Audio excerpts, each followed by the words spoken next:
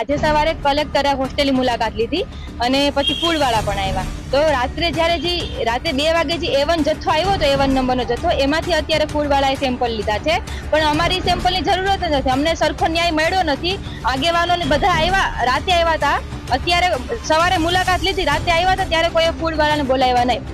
પણ જે પહેલો જથ્થો હતો જે ખાઈને અમે બીમાર પડતા હતા, જે જૂનો જથ્થો હતો, જે રાતે કાલે બપોરે મગનું શાક અને કાલે રાતે રીંગણા બટાટાનું શાક બન્યું હતું, અમારી માંગ એવી છે કે તમે એ જથ્થોનું સેમ્પલ મોકલાવો. દીકરીઓની હોસ્ટેલમાં આજે જમવા બાબતે થોડો ઇસ્યુ થયો છે. જમવાની ક્વોલિટી દીકરીઓને થોડી નબળી લાગી અને એમાં જીવાતનો ઇસ્યુ હતો, એટલા માટે દીકરીઓએ રજૂઆત કરી છે.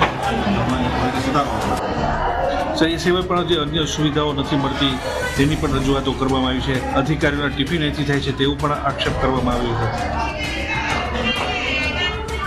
દીકરીઓની બીજી જે રજૂઆતો છે, બીજી જે ફેસિલિટી છે એને રિલેટેડ, એ દરેક જે ફેસિલિટી છે એના લિસ્ટ આઉટ અમે કરીશું. દીકરીઓના પ્રશ્નો જે છે એ અમે લઈને એનું સોલ્યુશન આપણે તાત્કાલિક કરીશું. અમારી તમામ માહિતીથી અપડેટ રહેવા માટે જોડાયેલા રહો S9 ન્યૂઝ સાથે.